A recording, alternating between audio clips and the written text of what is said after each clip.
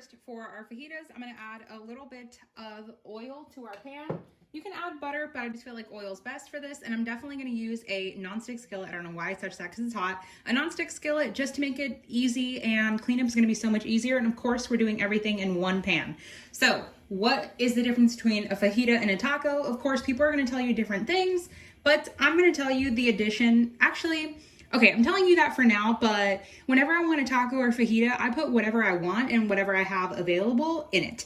So I have one large onion that I went and diced up and one green pepper. This was more of like a field pepper, so it's one of those long ones. It's still a green bell pepper, but it was just kind of tiny. So I'm gonna add that to the pan.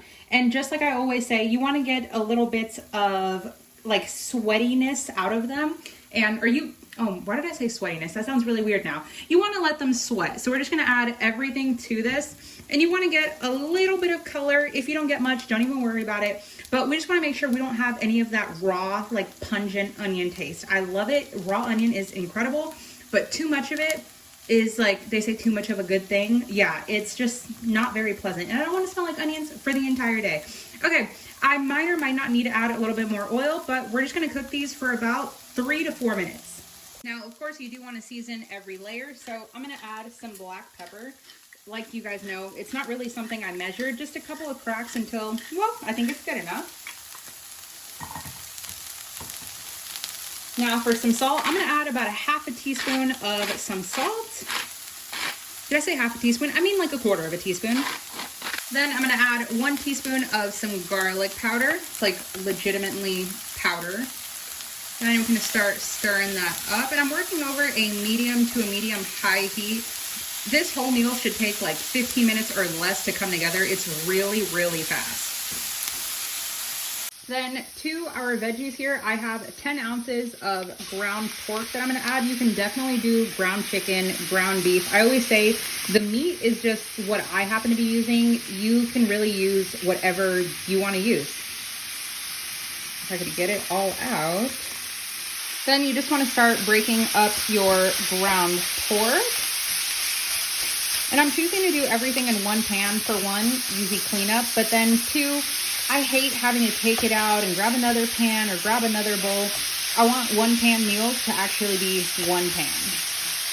Now I'm going to keep cooking this until the pork is about 85–90% of the way cooked, and then we'll come back. Okay, now our pork is looking pretty good. We are almost all the way cooked here.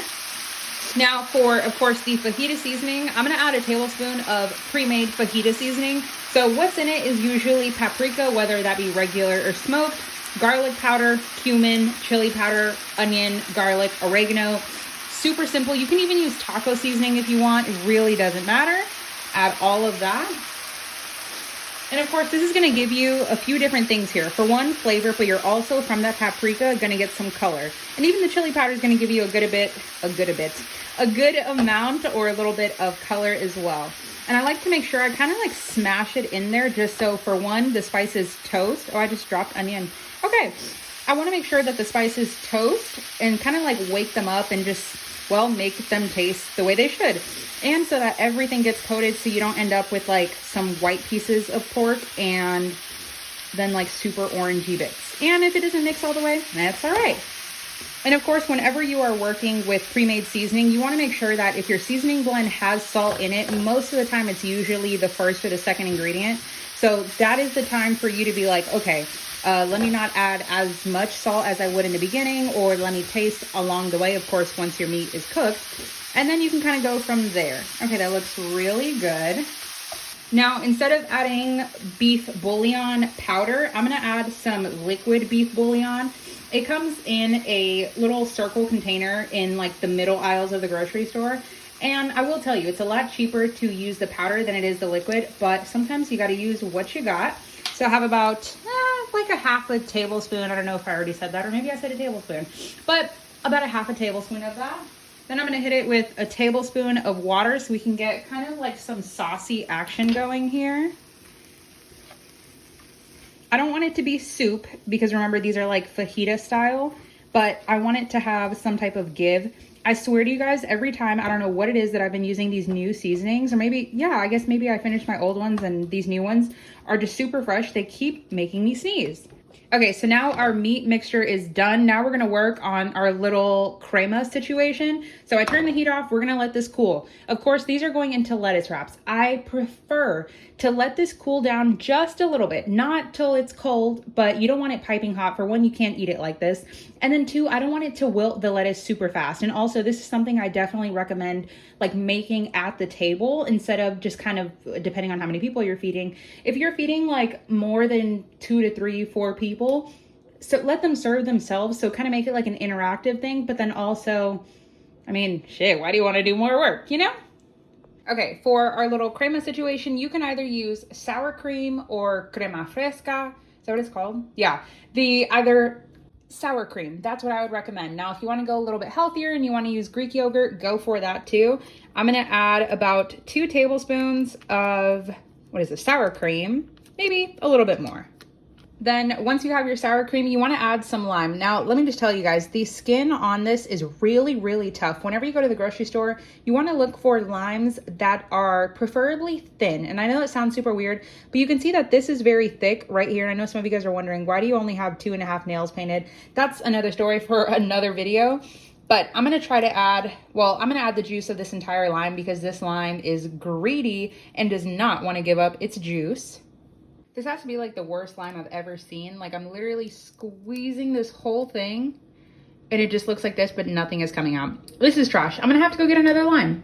Okay, so I didn't have any more limes, but you know what I did have? A lemon. But of course, lemons have seeds, limes do not, I guess unless you use key limes. So I always say, make like a little cup shape with your hand and then start squeezing it. Of course, do not do this if you have any cuts. And if you don't know if you have any cuts, now's gonna be the time where you're gonna find out. So I'm just gonna add about maybe half to like 3/4 of this little half of a lime. What would be half of, no, okay. Yeah, I'm not even gonna attempt to do the math on that, but I'm gonna take out some of the seeds. And then this, of course, you're making like your little flavoring here, but also you wanna thin it out to whatever your consistency is. And if you don't want it to be so tart and like puckery, feel free to just add a little bit of water, like I'd say about a teaspoon at a time to dilute it to your preference. Then we're just gonna give it a little mixy. And of course you can season this with salt and pepper as well. But actually, you know what? I will, just for aesthetic. Tiny bit of black pepper. And tiny bit of salt. Mixy once again. Okay, I think this is pretty good. Now, of course, you can taste it, but I think this is good. And sour cream to me is what makes this. Okay, now let's talk, I don't want to say plating, but how we're going to serve. So of course the last little steps like making the little crema and a few other things, I left that for the end so our meat can cool. It's still steaming. I don't know if you guys can see. It's still steaming, but it's not hot. So we're going to add our pork mixture.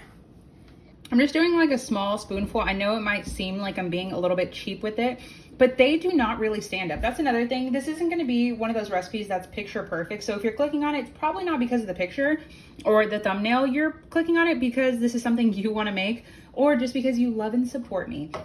Okay, so once you have, I'm just going to do 3 for now.